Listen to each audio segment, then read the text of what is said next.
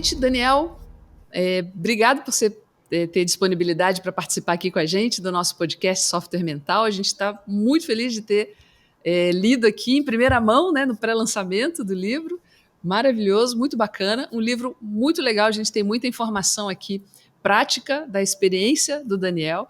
Uma coisa que eu achei bacana no livro é que ele tem aqui já na contracapa a síntese das ideias dele, que está ali na camiseta do Daniel também, olha lá. Para não esquecer. Né? Para não esquecer.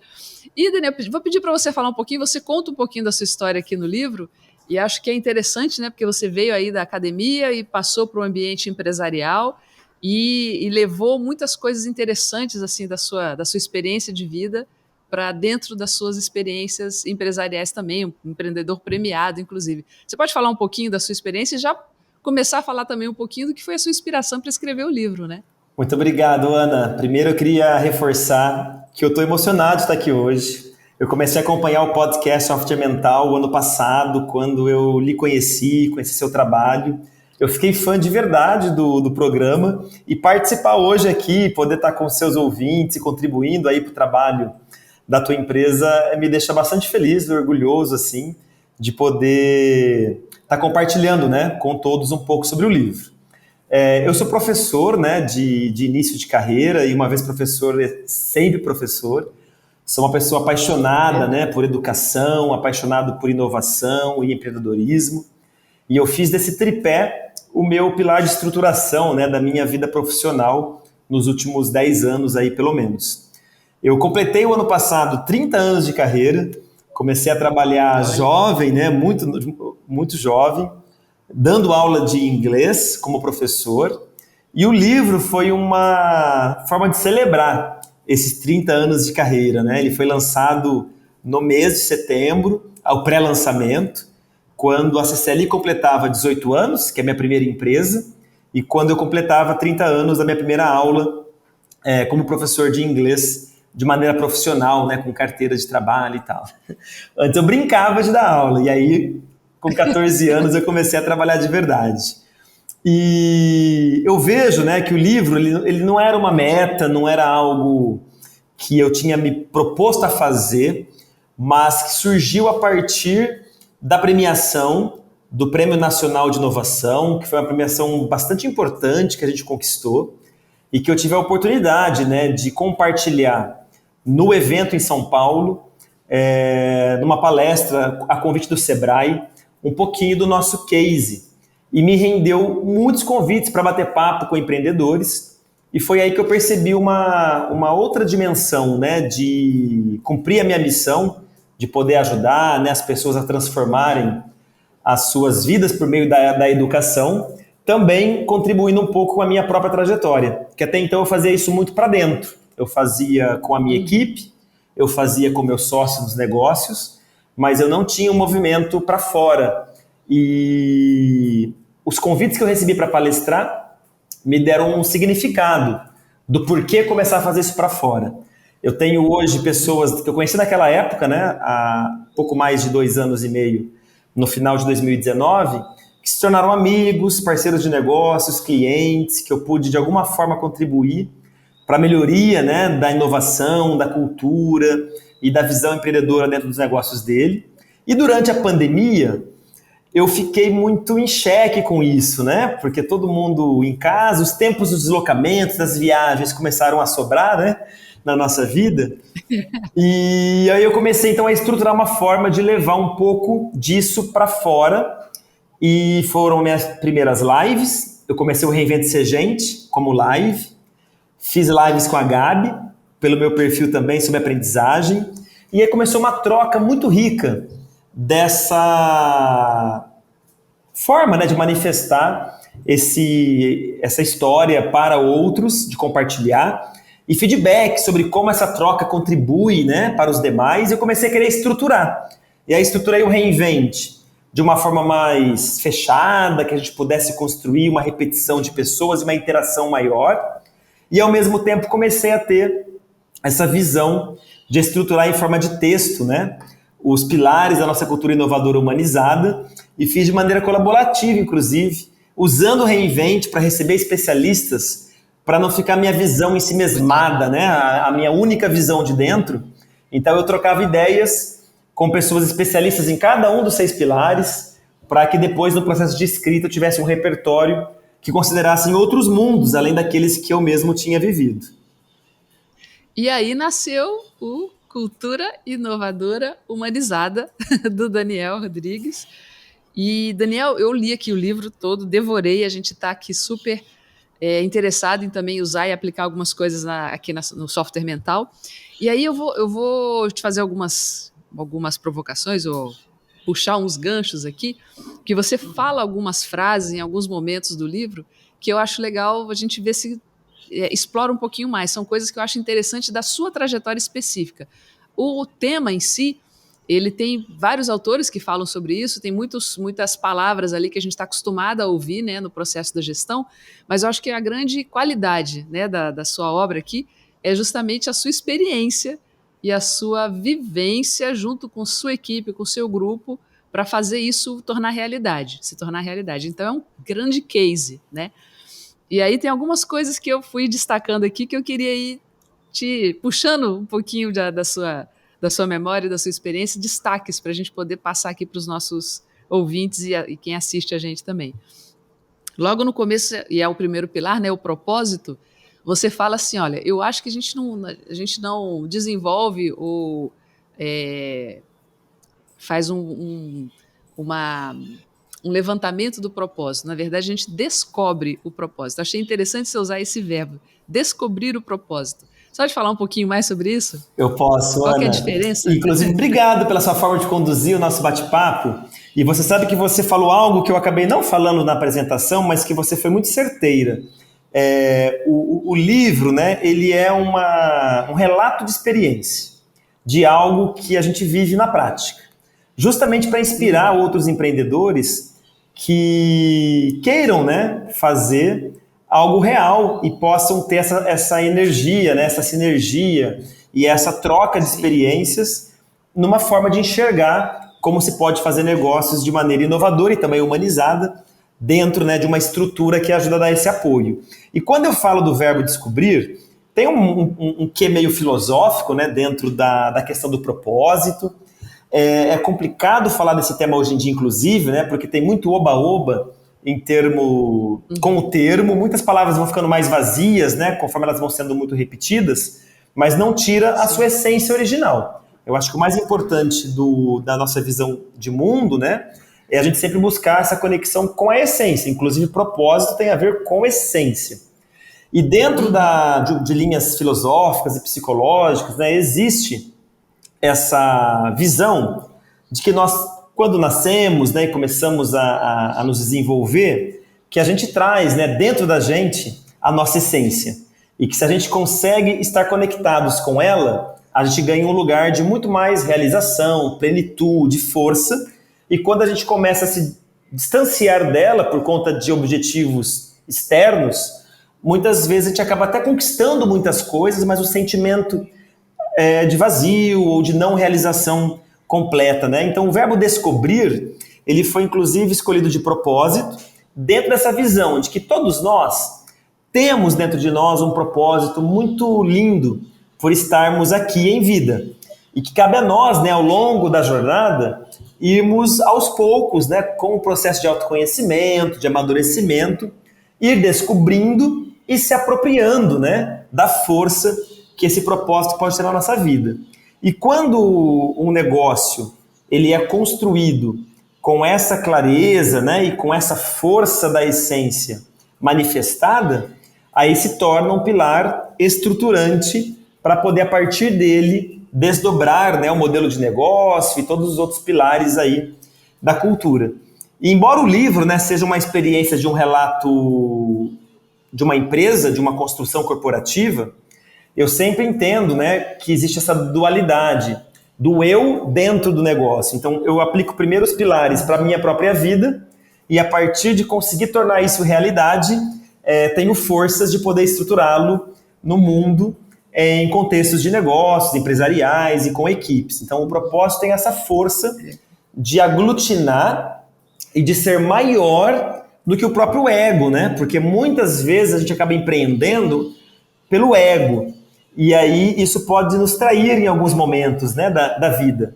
E quando o propósito ele é descoberto e ele fica nos regendo por ser muito maior do que a nossa própria pequenez, a gente se livra um pouquinho de algumas armadilhas do nosso próprio ego para poder trabalhar em prol deste propósito maior, né? E conseguir lidar melhor com questões que às vezes passam desapercebidas quando a gente não conseguiu se conectar com essa essência. Eu acho bacana que tem mais de um momento no livro você fala da questão do propósito ser tão importante que se não for para cumprir esse propósito, essa essência, então é melhor fechar a empresa. Você sabe que eu vivi isso na prática, né? Sim, pois é, e você mostra isso bem no livro, e é uma coisa bem forte, né? Porque a gente sabe que no mundo empresarial é muito fácil, há muitas tentações, vamos dizer assim, para a gente, e não só tentações, mas a própria correria do dia a dia acaba levando a gente para uma situação robotizada, pouco pensada, pouco humana, né? Pouco humanizada realmente.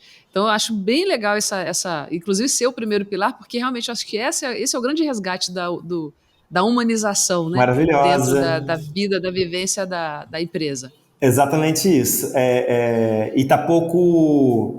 Está sendo muito necessário para a nossa sociedade atual, mas ainda temos pouca força para podermos nos somarmos e defendermos, né?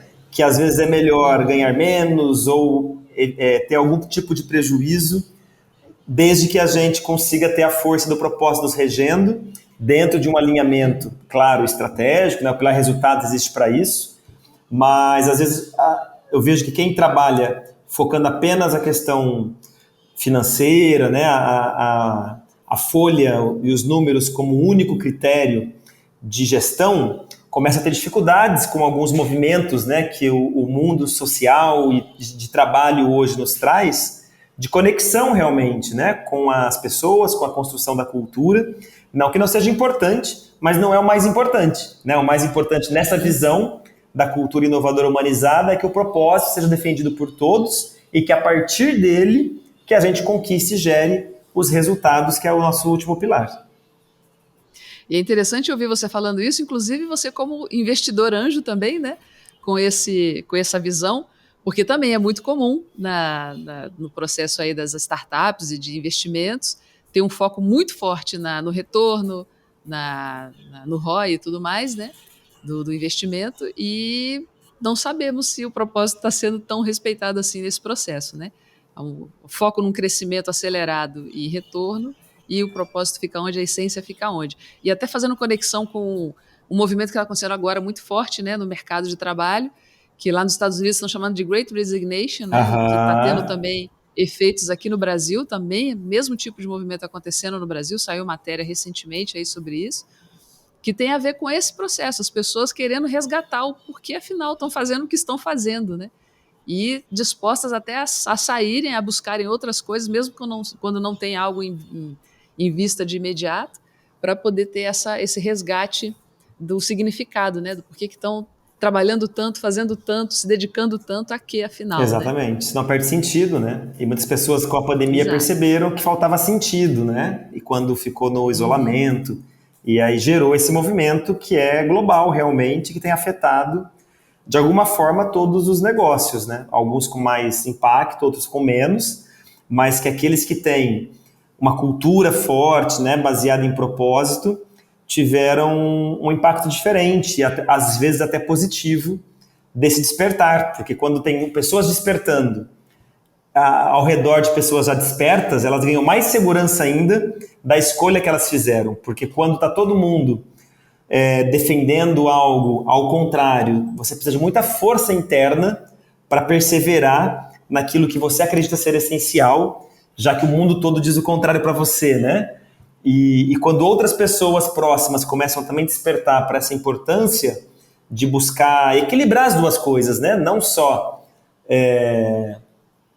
a questão material e a questão financeira, mas também essa questão mais interior, né, de satisfação e de propósito e de cuidado espiritual, né? Seja lá em que dimensão for para essa pessoa, porque afinal de contas a gente fala de vida, né? Eu digo isso, eu digo que todo empreendedor, quando começa um negócio do zero, ele tem muito da vida dele, né, colocado naquele negócio. Então, naquele momento original, sempre tem uma essência e um propósito muito bonito por trás daquele movimento, e que muitas vezes se passa despercebido, por muitas vezes fica escondido, né, e acaba tendo aí o externo como motor, né, para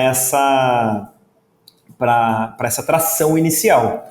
Na minha experiência hoje, né, como mentor e com startups, eu já percebo que existe uma diferença muito grande daquelas que conseguem avançar períodos de dificuldade, quando a essência é clara e a conexão do empreendedor com ela é forte, daquelas que muitas vezes foram oportunidades para ganhar dinheiro e quando chega a oportunidade acaba tendo mais dificuldades de conseguir buscar a própria solução, né? Porque essa força motriz de dentro para fora fica inexistente, né? Uhum. Isso tem a ver com um outro aspecto que você fala ainda no propósito, que é uma tríade que você põe ali, do pensar, o sentir e o agir, né? E esse sentir é o que você coloca bastante ênfase aí. Acho bem interessante, né? Porque tem a ver com as conexões humanas também, de novo, né? Falando das relações humanas. O que você fala pra gente por aqui? Porque pensar o lado racional é super comemorado, celebrado e priorizado, né? E o agir é o fazer a coisa mesmo. E como é que fica o sentir, então, no ambiente organizacional? Pois é. Que tem muito aquelas falas, né? Deixa suas emoções de lado é um tabu, e decide é um grande tabu. Eu mesmo sofri isso, tenho uma experiência muito bonita aqui na minha empresa, né? Porque como eu sempre me conectei muito com esse lugar, enquanto eu não tinha consciência do papel de liderança, né, que é o pilar 2, para desdobrar essa visão toda de proposta, de essência para as pessoas da empresa, né, que é o pilar 3, enquanto essa dimensão interna não tinha essa estrutura que eu acabei desenvolvendo nos pilares, eu tive um episódio de trazer, né, de um ambiente externo que eu participava nos Estados Unidos, uma comunidade dos Small Giants, que lá a gente acreditava que o mais importante é quem nós somos e não o que nós fazemos. E participei do lançamento do movimento Capitalismo Consciente nos Estados Unidos e teve um livro que eu li muito inspirador, que é Terms of Endearment, que tem um coração até na capa que eu li tinha um coração e falava do amor, né, dentro dos negócios, de como esse sentimento essencial e original, né, da natureza humana poderia ser sim contemplado, né, dentro da estrutura de um negócio. E eu trouxe super animado para a minha equipe, mostrei no telão e tal, e olhei as carinhas assim, e isso 12 anos atrás, e aí eu percebi que eu tinha um longo trabalho a fazer, porque existe um ceticismo muito grande, né, das pessoas, de que no ambiente de trabalho eu vim para trabalhar como se você viesse sem as emoções para trabalhar, né, como se elas ficassem guardadinhas em casa e só depois você se reconectasse. O que eu vejo que mudou muito de 12 anos para cá, internamente, né, muita coisa, porque a gente construiu realmente a força desses pilares, mas externamente, com a evolução de muitas startups, com o desenvolvimento da tecnologia e com a automação de muitos processos repetitivos, né, e que não exigem muito que você de verdade precise sentir, você pode apenas entender e executar sem passar pelo filtro da sua emoção. Conforme as funções foram demandando mais criatividade, mais capacidade de raciocínio crítico, né? Esse lado emocional começou a ganhar espaço nas organizações. Então hoje a gente vê muitas empresas grandes, inclusive, com programas, né, de qualidade de vida, que já incluem essa dimensão emocional dentro de um plano de desenvolvimento humano, porque se a gente fala de desenvolvimento humano, nós precisamos falar do cognitivo, do emocional, né, e do funcional, né, da competência aplicada. Não dá para poder eliminar. E eu até defendo na visão do livro algo que é bem padrão já, todo mundo fala disso, mas é bom reforçar sempre, né, que nós temos uma única vida.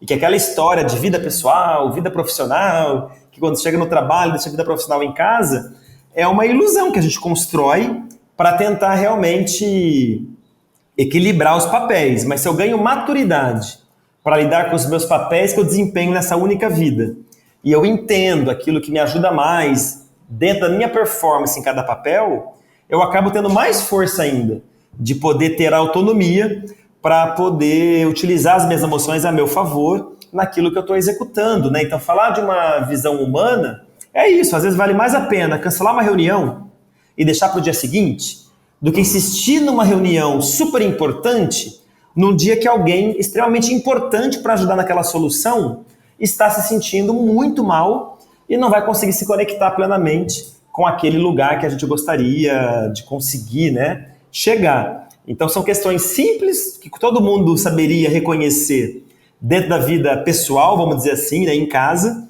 e que no trabalho era antes interditado. E que eu vejo que ganha cada vez mais espaço à medida que a cultura, né, que a forma que as pessoas se comportam nos ambientes e fazem as coisas como fazem, ficam mais relevantes para as estratégias de negócio do que eram algumas décadas atrás. Eu tive a impressão que com a pandemia também, principalmente no começo, quando foi todo mundo para o home office, essa sensibilidade em relação ao momento e as fragilidades emocionais, isso ficou um pouco... Houve um pouco mais de abertura, pelo menos na minha percepção, na minha sensação inicial. É como se a gente tivesse, no ambiente corporativo, dado assim, um desconto, uma licença, já que estamos todos numa situação de exceção, vamos considerar que realmente as emoções podem estar interferindo mais. E isso foi interessante, porque aí se viu que dá para isso acontecer, para a gente reincorporar, né, o aspecto emocional, o aspecto das relações mais humanas, o respeito ao momento de cada um, mesmo com pandemia ou não. A pandemia só fez uma catalisação, revelador, né?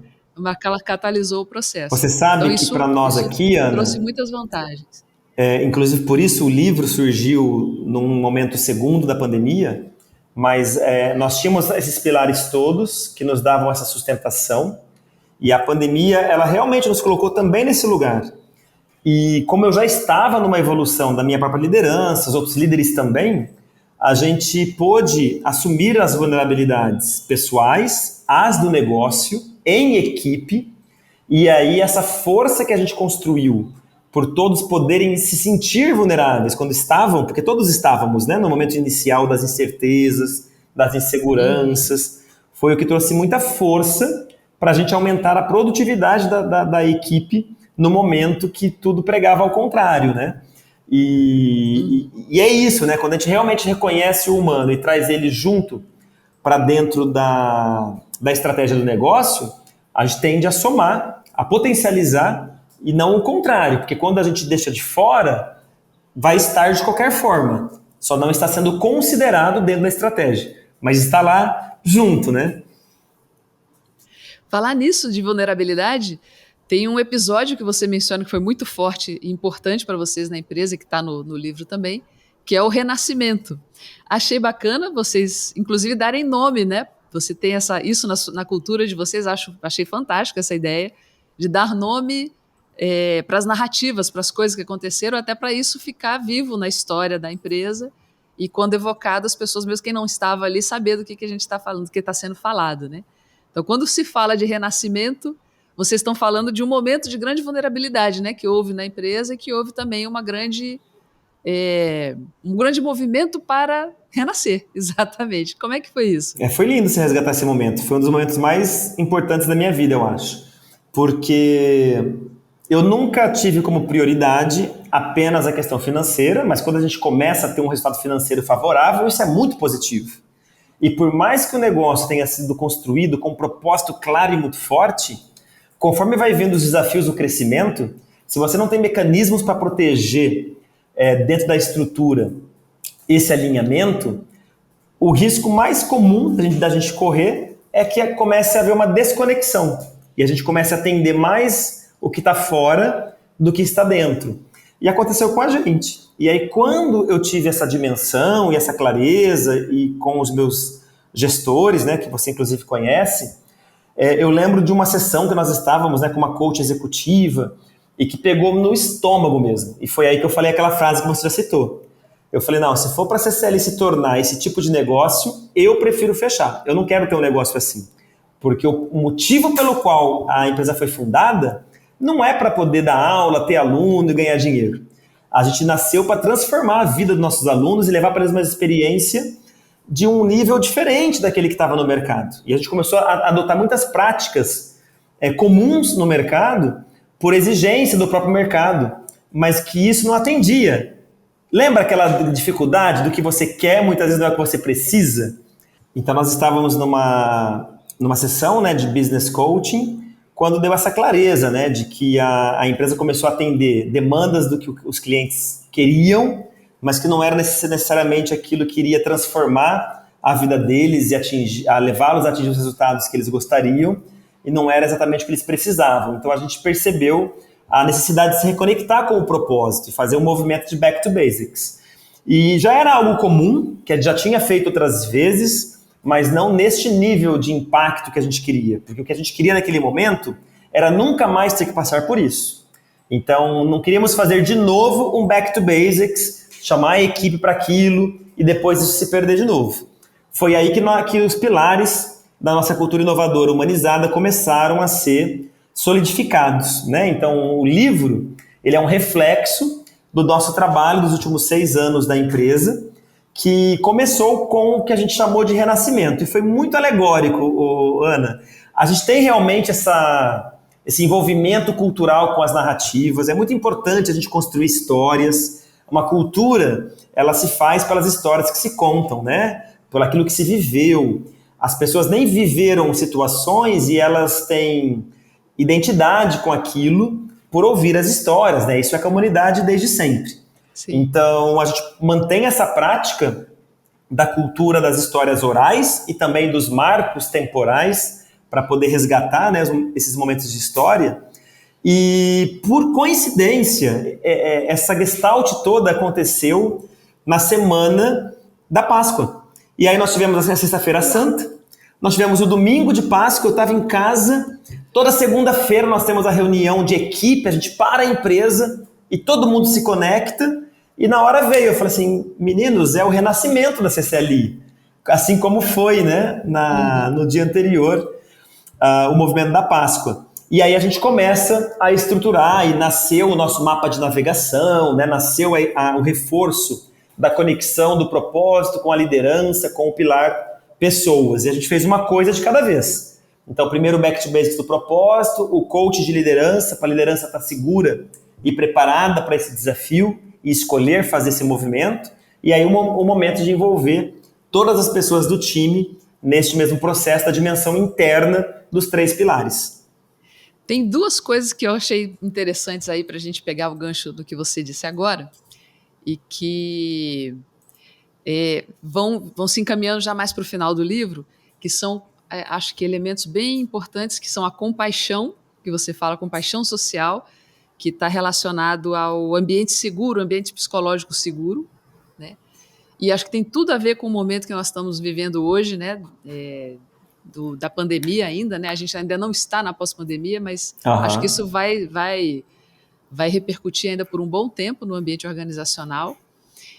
E uma outra coisa que é o seu bordão. Que aí eu vou pedir para você fechar falando qual que é o seu bordão para a turma, que muitos não te conhecem, vão ficar sabendo agora qual que é.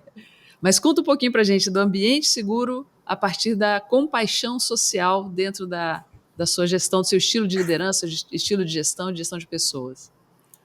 Ana, muito obrigado. Então, mantendo esse raciocínio, né, a gente acabou de fechar os 3 primeiros pilares que eu chamo da dimensão interna. E que é propósito, liderança e pessoas. Quando a gente vai para o ambiente, que é o 4º pilar, começa a dimensão externa. E aí eu dividi, né, esse ambiente em 3 dimensões, que é essa transição de pessoas para o ambiente físico. E nessa primeira dimensão é que eu chamei da dimensão do ambiente psicológico. É o lugar mais importante da cultura inovadora. As pessoas dão muito valor ao ambiente físico de uma empresa inovadora, então ficou até um pouco de zombaria, né? Do ambiente de puffs coloridos, de quadra para jogar. E isso é importante. Claro que nas empresas que usam isso a seu favor, é porque elas construíram, antes do físico, um ambiente psicológico que permite as pessoas aproveitarem o físico e dar vazão a isso. É comum, por exemplo, em startups que tem geladeira com cerveja que ninguém se sente à vontade para tomar cerveja no ambiente. É comum startups que tem sala de videogame e que ninguém usa o videogame coletivamente para poder brincar. É comum salas de descompreensão que ficam vazias e todo mundo lá pressionado pelo trabalho. Como é comum em empresas que têm tudo isso e você vê todo mundo aproveitando e usando e cumprindo o papel. Então é quando a dimensão desse ambiente psicológico foi construída e que as pessoas se apropriam, então, do espaço, da empresa, daquilo que está à disposição, porque elas se sentem seguras. E nessa dimensão, para inovar é errar o tempo todo, né? Você tem uma empresa inovadora pra caramba e você lida com isso na sua própria vida. E nem sempre é legal, nem sempre é gostoso. Às vezes a gente fica frustrado, Sim. Às vezes a gente fica chateado conosco mesmo, né? Então, como a gente consegue ter um ambiente psicológico que ajuda isso a ser força e não fraqueza? Porque, eventualmente, pode se tornar uma fraqueza se o ambiente não abraça, não ajuda a levantar e a seguir em diante, né? E num ambiente que a gente precisa de cada vez mais diversidade, compartilhamento de visões diferentes e dentro de uma perspectiva harmônica para cumprir um propósito comum, faz-se muito necessário, né, construir essa compaixão, né, entender que por mais que a pessoa possa ter errado de verdade, ter feito algo inadequado, que a forma de resolver isso é com um ambiente seguro que nos permita conversar sobre isso. E aí, ao conversar sobre isso, a gente consegue um entendimento daquilo que vai ser mais adequado para o propósito seguir vivo do que a gente mesmo vai escolher eliminar enquanto equipe. Não sou eu que faço isso. É a própria equipe que vai construindo, né, esses combinados à medida que as coisas vão surgindo para que o ambiente permaneça aquele ambiente saudável, que todo mundo valoriza e que gostam de viver. Todo mundo passa a querer defender e proteger, né, já que ela se sente pertencendo àquilo. E na pandemia, para nós, foi o nosso grande ponto de força, porque esse ambiente psicológico já existia. Durante o terror inicial, a gente quis reforçar essa segurança para a equipe, e aí a possibilidade de todos assumirmos as vulnerabilidades, como eu já falei agora há pouco, ajudou a, no momento, 3, 4 semanas, o negócio começou a declinar com indicadores, e depois da 4ª semana a gente começou a ter já indicadores ascendentes e ultrapassamos a produtividade do período anterior à pandemia. E a equipe que fez isso, né, por meio da força que esse ambiente psicológico deu para elas. Muito legal. E o seu bordão? Ai, gente, eu tenho tantos bordões que agora eu fiquei com medo de errar. Mas assim, um deles, né, não sei se vai ser esse, mas é o do foco, não? Que você, esse mesmo. É o principal mesmo. Quando me perguntavam, né, quando eu comecei minha carreira de empreendedor, para mim, sucesso é uma régua muito individual. E enquanto eu sou uma pessoa que estimula, que eu tento inspirar as pessoas a perseguirem o sucesso dentro da sua régua e não dentro de uma régua externa, né? Então, a dimensão interna, ela dá força e segurança para eu saber o que eu busco construir no externo para poder dar vazão ao interno. Então, quando esse equilíbrio existe, a pessoa vai ser feliz. Ela pode estar ganhando muito, ela pode estar ganhando menos, mas essa régua de sucesso dela tem a ver com a realização da manifestação da essência dela na vida profissional que ela escolheu. E às vezes ela vai optar conscientemente, nós da CCLI optamos conscientemente por crescermos menos do que era possível para não nos perdermos no meio desse crescimento coisas que nós não queríamos perder. Nós não queríamos que a empresa tivesse dobrando de número de colaboradores a cada 3 meses e a gente perdesse essa capacidade de nos conectar genuinamente com o todo, né? E hoje nós nos preparamos para lidar com essas questões, com estruturas que não existiam antes e que hoje existem. E quando me perguntavam qual era o segredo do sucesso, né? Eu falei, gente, como é que eu vou responder uma pergunta dessa? Primeiro porque não tem segredo, né? Não tem fórmulas mágicas, mas eu queria ter uma resposta pedagógica. E aí eu coloquei, então, que para mim eu tenho 3 ingredientes, né? Que são os 3 segredos do sucesso. O primeiro é foco, o segundo é foco e o terceiro é foco. E aí virou foco, foco e foco. Eu desdobro isso, foco no curto, foco no médio, foco no longo prazo. Eu vejo que muitas pessoas acabam não conseguindo aquilo que elas gostariam porque elas tomam decisões muito focadas no que elas estão vivendo no curto prazo. E a vida é uma jornada mais longa. Então, para eu conseguir de verdade aquele equilíbrio que eu expliquei agora há pouco, do propósito manifestado, né, dentro da carreira profissional, do negócio, do empreendedorismo, eu preciso conseguir tomar uma decisão hoje que esteja alinhada no curto, no médio e no longo prazo da empresa, porque às vezes briga. Então, às vezes vai ajudar no curto, mas vai estar desviando daquele longo prazo que a gente gostaria. E vice-versa, né? Às vezes atende só o longo, mas não abastece o que é necessário aqui no curto prazo.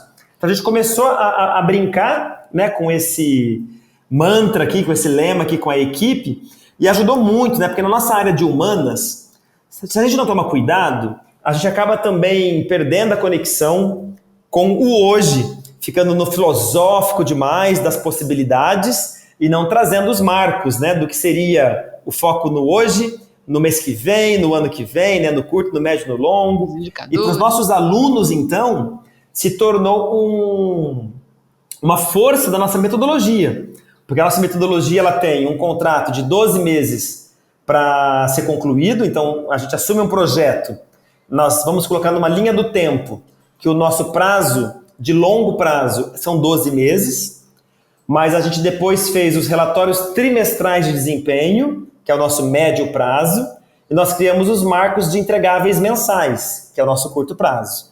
Se eu cumpro a etapa mensal 3 meses seguidos, eu cumpri o médio prazo trimestral, e se eu cumpro 4 trimestres seguidos, eu cumpri minha meta de ano. Aí eu saio um pouco daquela cilada de muitos alunos que estudam uma língua estrangeira e nunca chegam onde gostariam de verdade por não ter essa clareza, né, da onde quer chegar. Às vezes o cliente está indo super bem, mas ele se frustra porque ele gostaria de estar ouvindo a Netflix sem legenda, quando ele ainda não teria a possibilidade disso naquele momento, e aí ele traz uma meta de longo prazo como motivo de frustração naquele curto prazo dele. E aquilo impede ele de ter sucesso na jornada, não é porque ele não teria capacidade, competência, mas porque ele não teve esse alinhamento do foco no curto, no médio e no longo prazo, né? Então é uma dica aí até. Eu acho que eu não conheci ninguém na minha vida ainda que eu tenho tido conversas, né, estimulado a trazer a força do foco para a vida, que não tenha ajudado. Porque, queira ou não, também não nos bitola, né? Porque o fato de a gente olhar o longo prazo, que está distante da gente, faz com que a gente não fique aquela pessoa ou aquela empresa que está bitolada lá no foco apenas daquele momento, quando traz as soluções. E aí as inovações acabam sendo força, porque elas estão olhando para frente também, né? E trazendo soluções para resolver problemas de hoje com um olhar de futuro. E esse foco no longo prazo não deixa de ter conexão lá com o propósito, que é o primeiro pilar, né? A gente faz o ciclo, né? Volta de novo. Você sabe o que é lindo da imagem? O lindo de trocar e de trabalhar com outras pessoas, num Reinvente-se Gente que eu fiz, explicando os 6 pilares juntos, a imagem é um círculo. O pilar 1, depois vem o 2, igual um relógio. O 3, o 4, o 5 e o 6. O 6 é o último, que é resultado. E um menino me fez a pergunta, eu até coloco no livro essa história, sobre muitas pessoas às vezes, né, e eu mesmo fui essa pessoa no passado, quando o propósito começa a ficar em xeque, você percebe que o resultado fica em xeque. Então é um alinhamento muito mágico, mas não dá para negar que no mundo que nós vivemos é o pilar resultados que está colado com o propósito. É ele que garante que o propósito vai continuar sendo vivo, né? Uma empresa que começa a não ter cliente, não ter dinheiro, não ter caixa, não ter resultados operacionais satisfatórios, ela pode colocar em perigo o que ela tem de melhor, que é o porquê ela nasceu, o porquê ela existiu. E às vezes isso acontece justamente por olhar demais apenas para a dimensão do resultado, sem que ela esteja conectada com a dimensão do propósito, porque resultado por resultado, ele não tem significado muitas vezes, né? Muitas vezes. Para algumas pessoas talvez tenham, e não tem nenhum problema daí. Até no Reinvente-se a Gente foi muito legal, desculpa atrapalhar um pouquinho, Mas teve um consultor que falou, se o propósito de vida da pessoa for ganhar dinheiro, e o que ela vai fazer na vida, ela vai estar abastecida por isso genuinamente, para ela talvez funcione essa dimensão do resultado como foco principal, e é um outro modelo de construir e gerenciar negócios, né? Então, a proposta do livro e dos pilares não é ser uma verdade absoluta e nem única, mas é de ser uma opção, né, de escolha para aquelas pessoas que sentem essa necessidade de uma cultura inovadora, humanizada para a vida e para os negócios, com uma forma de estruturar passo a passo, né, esses 6 pilares, para dar confiança, segurança para as tomadas de decisões, para os desafios que a gente enfrenta. E até o desenho que tem no livro é de uma bússola, porque foi a metáfora melhor que eu encontrei para essa simbologia toda que a gente conversou aqui hoje. Muito bom. Gente, fica então a dica aí para vocês, o livro Cultura Inovadora Humanizada, do Daniel Rodrigues. Muito obrigada, Daniel, você conversar com a gente aqui sobre o seu livro. Devorei, e tem tudo a ver com o nosso propósito aqui também no Software Mental, que é de ajudar as pessoas a terem a sua mentalidade de crescimento para estarem desenvolvendo e crescendo nesse ambiente que muda o tempo todo, né? Com o resgate aí também das características internas e de relação, né, com as pessoas também. Então, é uma literatura que é uma bibliografia super recomendada para quem está afim também de trabalhar a sua mentalidade e os seus resultados nas suas organizações também. Muito obrigada, Daniel. Fala aí uma dica final para ficar para o pessoal. Obrigado, Ana, pelo teu convite. Vai ser muito legal para mim poder me ouvir no seu podcast, que eu acompanho todos, inclusive acompanhei o da Renata, que esteve aqui recentemente, maravilhosa também. Esteve no Reinvente-se a Gente comigo para a gente construir o livro. E uma dica final que eu posso dar para quem está nos ouvindo é que é um processo. Eu tento entender o processo de empreender, de inovação, como eu sou professor, eu entendo como um processo de aprendizagem. Então, se a gente se abre para o aprender, a gente se conecta muito com o que você defende no software mental, que é essa possibilidade de crescimento. Pode ser que eu não consiga agora, mas se eu tenho um mindset de crescimento, eu posso desenvolver, né, aprendizados que vão me mudando, me transformando e me tornando capaz de conseguir algo que eu não conseguia, mas porque eu não sou mais a mesma pessoa, porque eu evoluí, me transformei, eu acabo começando a conseguir. Então, muitas vezes as pessoas se desanimam, elas desistem, elas acreditam que não podem, por terem uma mentalidade fixa, né, para a inovação. Isso traz muito sofrimento. Então, o meu convite para poder aliviar um pouco isso tudo e trazer uma dimensão lúdica para a profissão, para o trabalho ou para a gestão, quando é um empreendedor, é que a gente possa ter esse olhar dos desafios corporativos, profissionais, de inovação, como um processo de aprender continuamente, porque se a gente utilizar essa lupa, né, esse olhar, mesmo em situações complexas como que nós estamos vivendo, né, da pandemia, a gente tem muita oportunidade para poder crescer, engrandecer o nosso olhar, nossa estrutura emocional, nossas práticas corporativas e muitas camadas de inovação, né, que são possíveis a partir das oportunidades que a gente ganha com essa aprendizagem.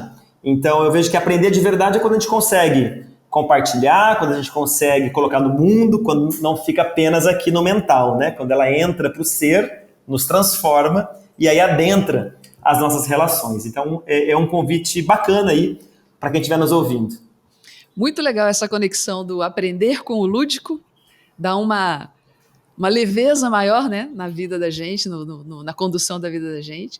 Gente, brigadíssimo, Daniel. Pessoal, aproveitem, sigam o Daniel. A gente vai colocar aqui na descrição link para Instagram, Você tem outras redes sociais também, Daniel? Como é que funciona? Tenho sim, te mando todas. Joia. A gente vai botar aqui todos os links para as redes sociais do Daniel, para a CCLI, para vocês conhecerem mais, e o link também para adquirir o livro aqui do Daniel, para vocês conhecerem e poderem aprofundar ainda mais. Vocês viram que é muito cheio de experiência, de vivência. Ele é um cara fantástico. Vale a pena a gente estar pertinho.